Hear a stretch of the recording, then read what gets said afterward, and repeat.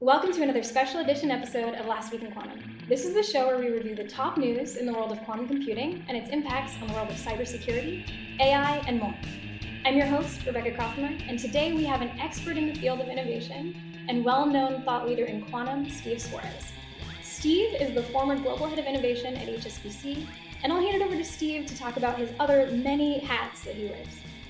Thank you, Rebecca. And it's kind of scary when people call me and tell me that I'm an expert in quantum. I'm an expert learner in quantum.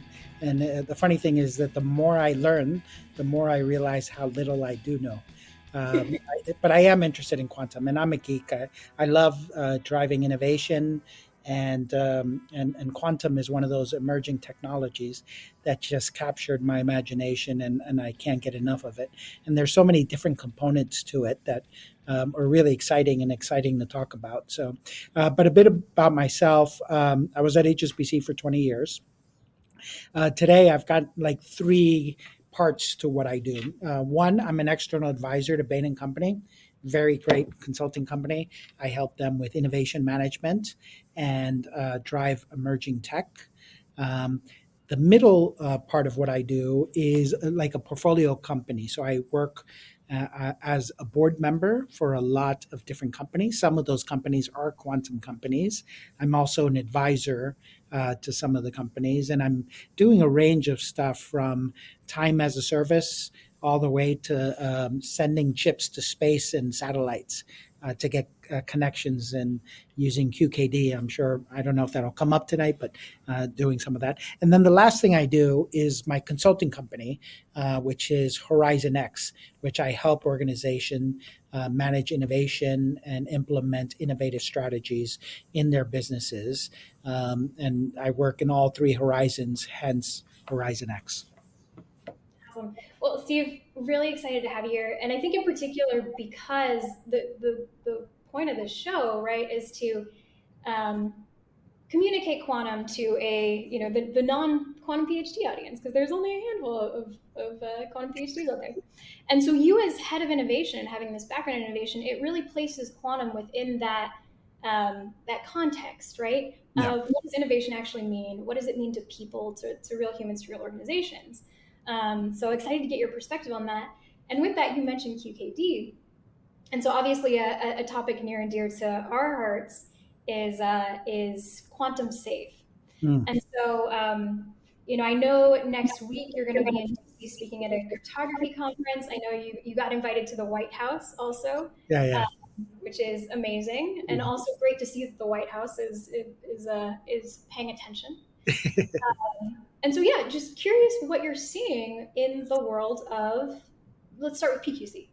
Yeah. No, I think PQC is very interesting, and I can tell you that I'm a big believer in this technology. I think there's going to be a lot of movement here. I'm already hearing a lot. I think last time, Rebecca, I saw you, we were both at Davos. Uh, Yes. in the snow, talking about quantum, and I went the year before. And the year before, there wasn't very much talk uh, about quantum or PQC. And there was talk about ESG, there was talk about AI. This last year, I was amazed on how many conferences and how many people were talking about quantum and PQC. I would probably bet you, Rebecca, we go back next year. There's going to be loads. Yeah, You and I are going to be busy talking on panels about quantum secure and all this other stuff. And I'm quantum totally with you. Yeah. yeah. Quantum secure is, this is something every company is taking serious. The great example that I saw in the news, and I actually wrote about this on LinkedIn, was Apple. Apple came out with its new protocol, which is PQ3, which is a Mhm. play on PQC, where they're using it for iMessage, and they're kind of future proofing themselves. And the fact that they're thinking about that now and understanding the whole capture and harvest later for is very important. And I think when companies start understanding the power of quantum computing and what it can do once it becomes strong enough, they're going to start looking at PQC and saying, "Hey, we need to put that type of initiative in." So I think it's a right time to be involved, having these conversations, understanding what it is, and I'm sure we've been talking about the acronym, and we haven't even said what it stands for. So I'm sure there's some listeners out there saying, "PQC, what is PQC?" So it's post quantum cryptography and new algorithms that will protect you against future quantum computers that'll be strong enough to actually access your data from algorithms like Shor's algorithm. Actually, one of the professors I studied under when I studied quantum computing at MIT. And very interesting. I'm actually crossing my fingers. I'm going to get to see him in 2 weeks when I'm on the campus.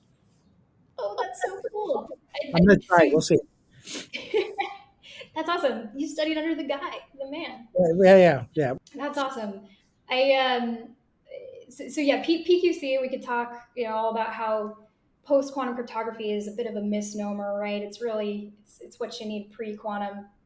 But I totally agree. I mean, we when we started out in this space in 2019, we had to do a lot of education around quantum, a lot of education around quantum safe.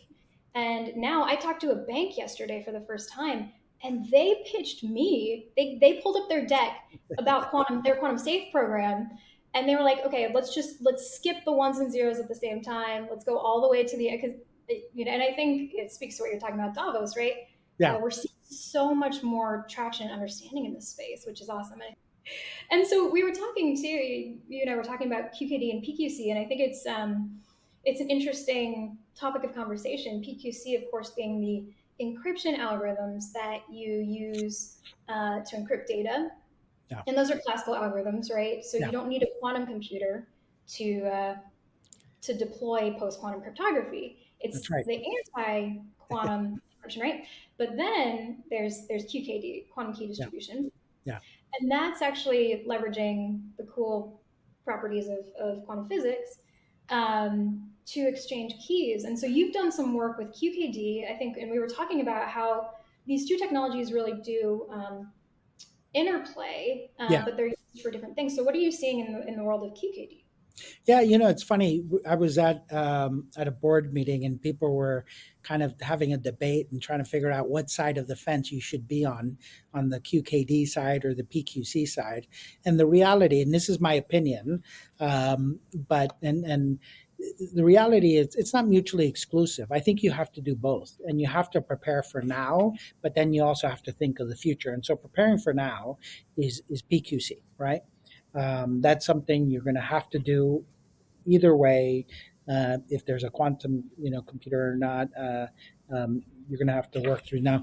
And then QKD is things that you should be looking at, you should be developing.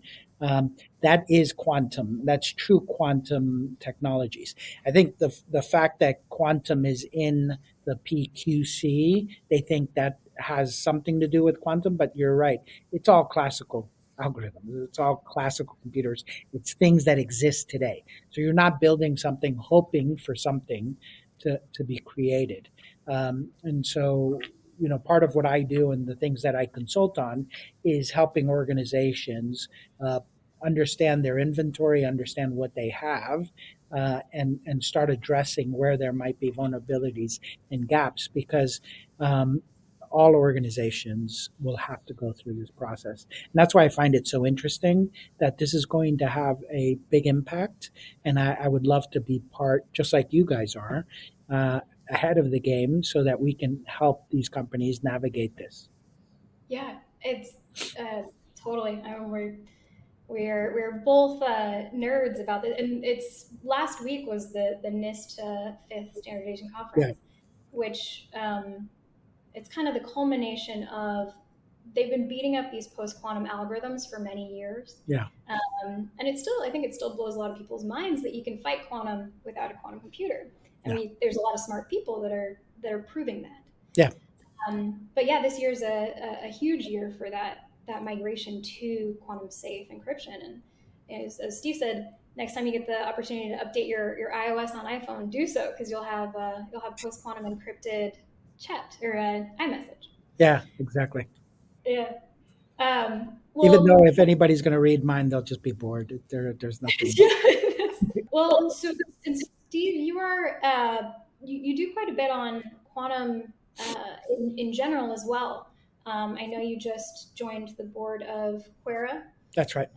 and they have a really promising. You've probably read them in the news. They have a really promising architecture for hardware. Anything you want the audience to know about the quantum ecosystem in general this year?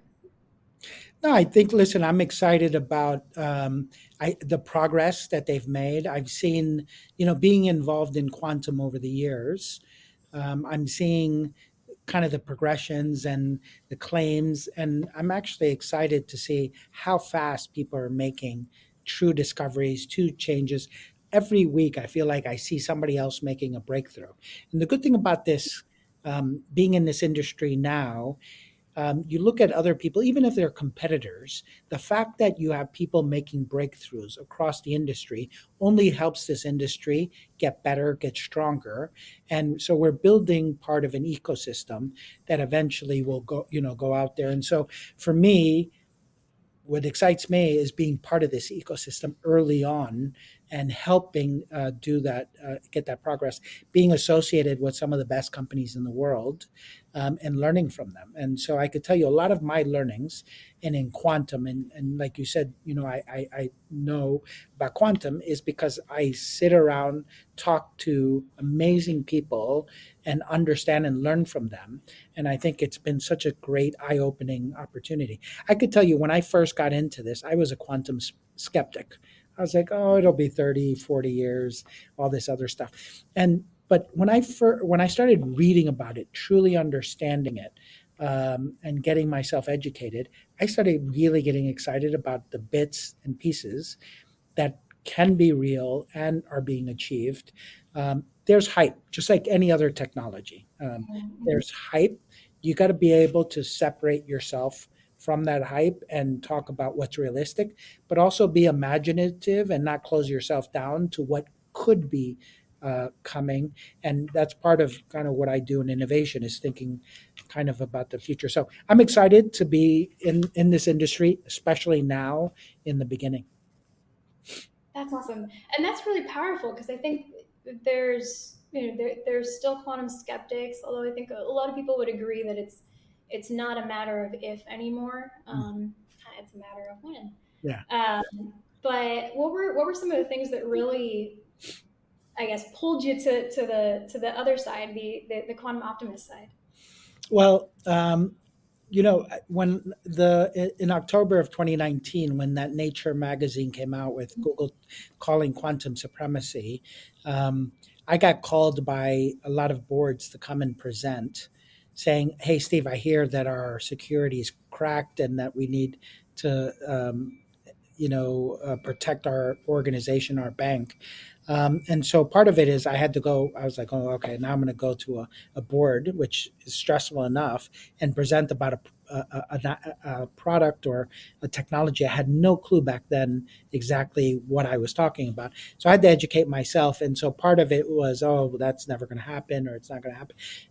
And as I educated myself, it kind of, I learned more, and the more I learned and got hands on to some of the stuff, the more intrigued I got. So I think that was kind of my way in back in 2019 when I was kind of forced to learn it because I was asked to go and teach others about it.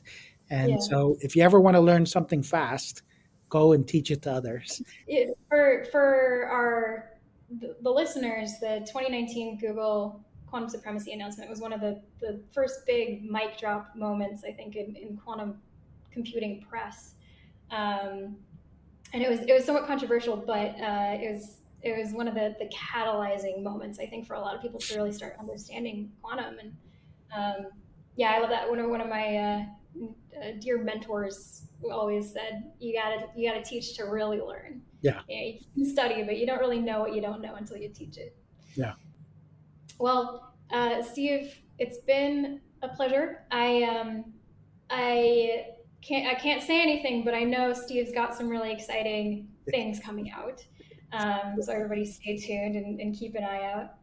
But Steve, thank you for everything that you do to I think educate and usher in this era of innovation in quantum. Is there anything that you want to leave our listeners with before we wrap? No, nothing. I mean, I'm easily contactable on LinkedIn. I'm really interested in innovation. I'm curious and kind of learning more. And I would encourage that if there anything people didn't understand or you felt like it was way over your head, don't get overwhelmed with the jargon, with the terminology.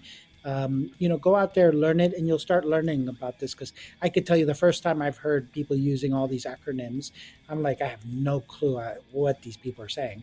But then the more you're into it, you understand it.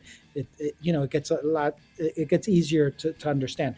Quantum is, yes, it is complex. It is difficult, but you don't have to learn everything in quantum. Understand what it is and understand kind of what it can do and what it can't do. So that's my parting um, comments. That's such good advice, especially in the quantum space. I think a lot of people get deterred by some of the jargon, but the truth is, even the people who are most deep in this don't know all of the acronyms and the jargon. So don't get deterred. Quantum is for everybody. So thank Yes. you so much, Steve, and thank you everyone for tuning in. Thank you. I'll see you all next week on Last Week in Quantum.